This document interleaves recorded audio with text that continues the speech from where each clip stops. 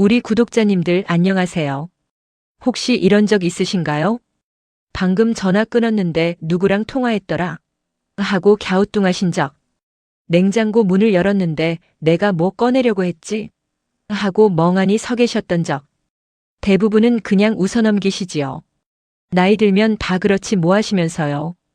그런데 우리 선생님들 오늘은 조금 다른 이야기를 드리려고 합니다. 건망증과 치매의 초기 신호는 사실 겉으로 보기엔 아주 비슷해 보입니다. 하지만 그 안을 들여다보면 분명한 차이가 있습니다. 그리고 그 차이를 아느냐 모르느냐에 따라 앞으로 10년의 삶이 완전히 달라질 수 있습니다. 오늘 이 영상 딱 8분만 집중해서 봐주세요.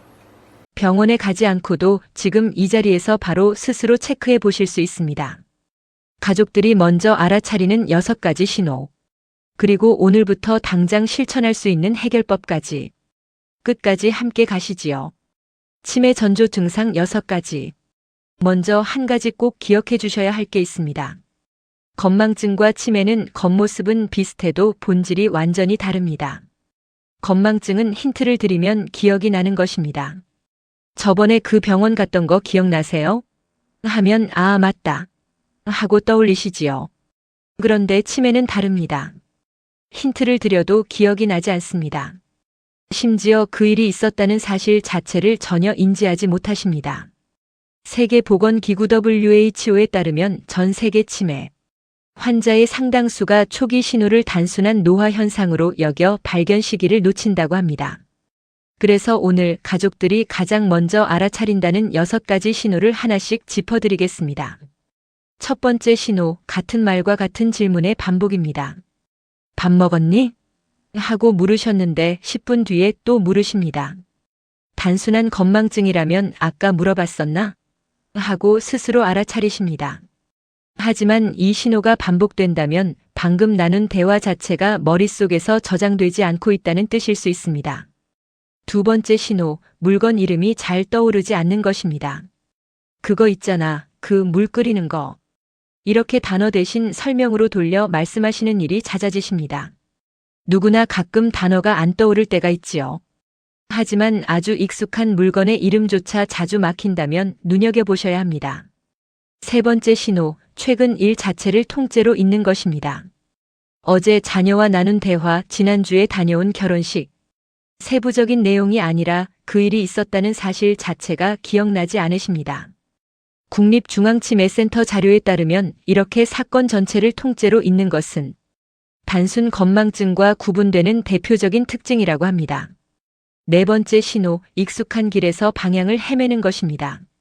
수십 년 다니시던 시장길, 늘 가시던 경로당 가는 길에서 갑자기 여기가 어디지? 하고 당황하십니다. 다섯 번째 신호, 계산과 순서가 있는 일이 어려워지는 것입니다. 늘 하시던 계산이 자꾸 헷갈리십니다. 요리할 때 순서를 자꾸 빠뜨리십니다. 리모컨 사용법이나 은행 기기 조작이 갑자기 어렵게 느껴지십니다. 여러 단계를 거쳐야 하는 일, 그러니까 순서를 기억하고 계산도 해야 하는 일에서 유독 어려움을 느끼신다면 눈여겨보셔야 합니다. 여섯 번째 신호, 성격과 감정의 변화입니다. 평소 밝으셨던 분이 갑자기 말수가 줄고 사람 만나는 걸 피하십니다.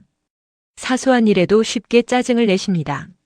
서울대병원 연구팀의 발표에 의하면 인지 기능 저하는 기억력보다 오히려 성격, 변화나 의욕 저하로 먼저 나타나는 경우도 적지 않다고 합니다.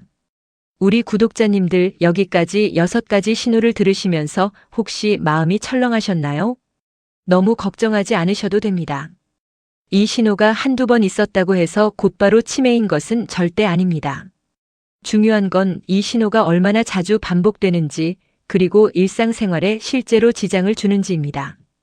그리고 무엇보다 지금부터 우리가 실천할 수 있는 방법들이 분명히 있습니다. 생활 속 실천법 3가지.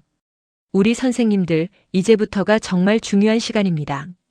병원에 가지 않고도 집에서 돈 들이지 않고 오늘부터 바로 시작하실 수 있는 방법 3가지를 알려드리겠습니다. 첫 번째, 하루 3줄 기억 일기 쓰기입니다. 준비물은 작은 공책 1권이면 충분합니다.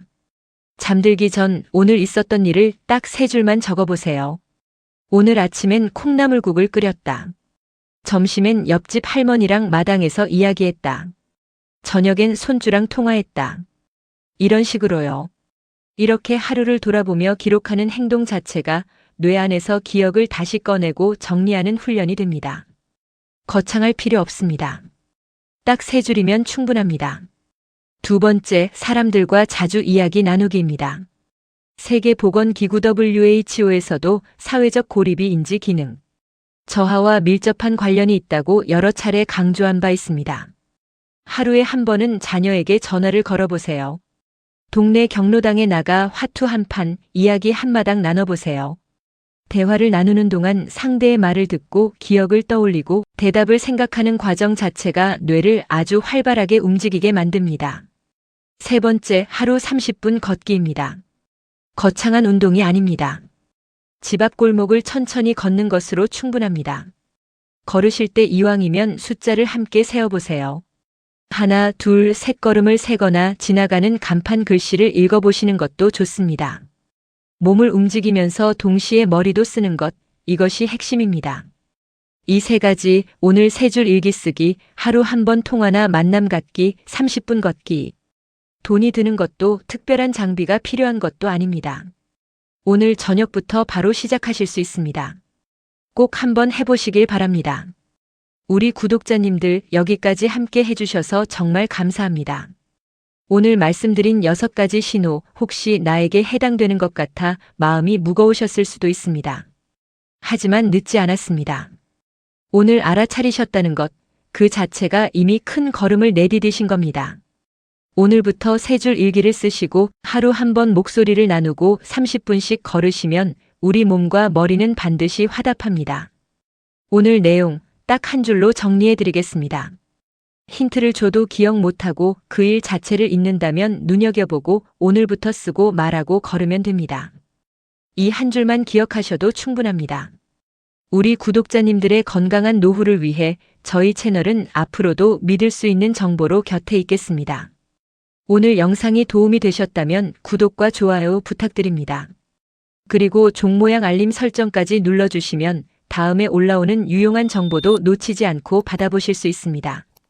우리 선생님들 오늘도 건강하고 편안한 하루 보내시길 바랍니다. 다음 영상에서 또 뵙겠습니다. 감사합니다.